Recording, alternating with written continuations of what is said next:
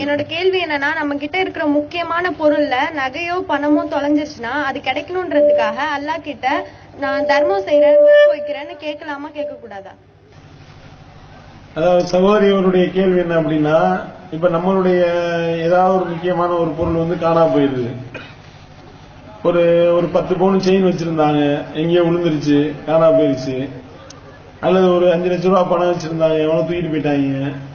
அப்ப இப்ப வந்து இந்த நகையும் பணமும் வந்து இறைவா எனக்கு கிடைக்கணும், இப்படி வந்து கிடைச்சா நான் வந்து நோன்பு வைக்கிறேன், நான் வந்து நேர்ச்சி செஞ்சு இது கிடைக்கலாமா, கிடைச்சா நான் வந்து இது செய்யறேன் அதை செய்யறேன்னு சொல்லிட்டு இப்படி வந்து நேர்ச்சி செய்யலாமா அப்படின்னு கேட்கிறாங்க.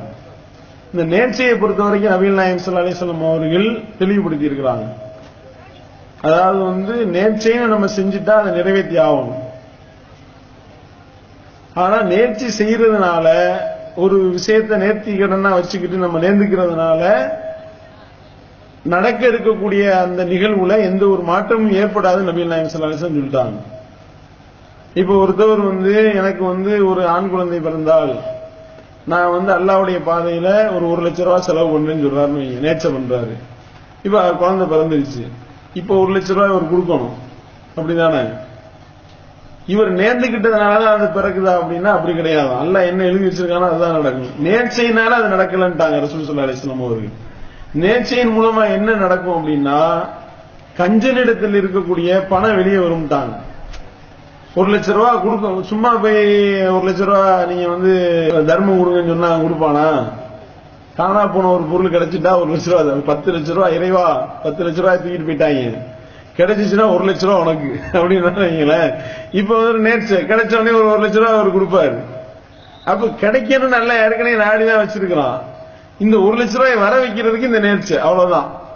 இந்த நேர்ச்சையினால எந்த ஒரு மாற்றமும் ஏற்பட போவதில்லை என்று நபிகள் நாயகம் ஸல்லல்லாஹு அலைஹி வஸல்லம் அவர்கள் சொல்லிவிட்டார்கள். அப்ப அந்த அடிப்படையில நேர்ச்சை என்பதை வந்து நம்ம செய்கின்றோம் என்றால் செஞ்சுட்டா நிறைவேற்றி ஆகணும். 10 பவுன் செயின் கிடைச்சிருச்சுன்னா 1 பவுன் அல்லாஹ்வுடைய பாதையில செலவிடுற ஏழைகளுக்கு அப்படின்னா செஞ்சு ஆகணும் கண்டிப்பா. நேர்ச்சை செஞ்சதுனால கிடைக்குதான்னா கிடைக்காதுன்றாங்க ரசூல் ஸல்லல்லாஹு அலைஹி வஸல்லம் அவர்கள். அப்ப இதை நம்ம விளங்கிக்கிட்டு இந்த நேர்ச்சையை வந்து ரசூல் ஸல்லல்லாஹு அலைஹி வஸல்லம் இப்படிதான் நமக்கு சொல்லி தந்திருக்கிறாங்க.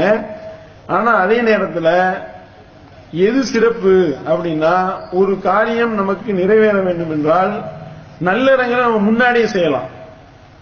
முன்னாடி செஞ்சு இறைவா இந்த நல்லறங்களுக்கு பகரமாக எனக்கு இதை செய்யி அப்படி நம்ம கேட்கலாம்.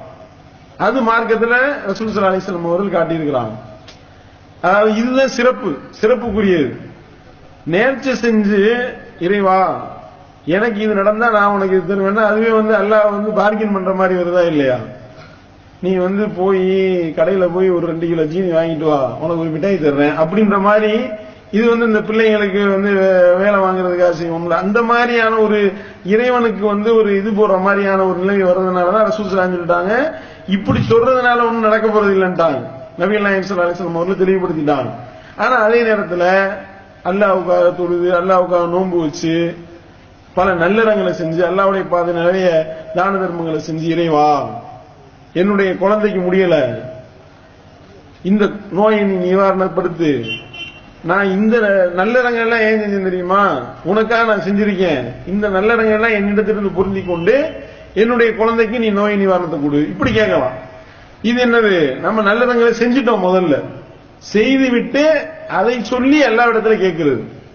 குகைக்குள்ள 3 பேர் மாட்டிக்கிட்டாங்கல்ல, அவர் குகையிலிருந்து வெளியே வர்றதுக்கு என்ன செஞ்சாங்க, இறைவா இந்த மாதிரி வந்து ஒருத்தர் என்ற அந்த இதெல்லாம் கூலி வாங்காம போயிட்டார், அந்த கூலியை நான் வச்சிருந்தேன், அது வந்து சில விலங்குகளை வாங்கி விட்டேன், அது பல பெரிய பண்ணையா மாறிடுச்சு, அவர் வந்தோடனே உனக்கு பயந்து அப்படியும் தூக்கி அவர்கிட்ட கொடுத்துட்டேன், உன்னுடைய அச்சத்தினாலதான் இதை செஞ்சேன், அப்படி ஒரு நல்லதை சொல்லி கேட்கிறாரு. பார கொஞ்சம் விலகிச்சு. அப்புறம் ஒரு பெண்ணு இருந்து தனிமையில அழைச்சா, நான் வந்து அந்த பெண்ணை அடைய முயற்சி செஞ்சேன், அந்த பெண் வந்து இறைவனை பயந்து கொண்டு சொன்னா, இறைவனுக்கு அஞ்சி உனக்கு அஞ்சி நான் அந்த தீமையிலிருந்து விலகி விட்டேன்.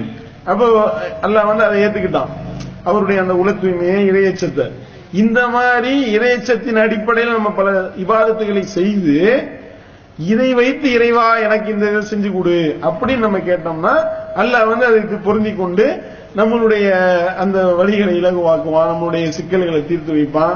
இந்த மாதிரியான வழிமுறை தான் இன்னும் சிறப்பான ஒரு வழிமுறை என்பதை நம்ம விளங்கிக் கொள்ள வேண்டும் என்பதுதான் அவங்க கேட்ட கேள்விக்குண்டான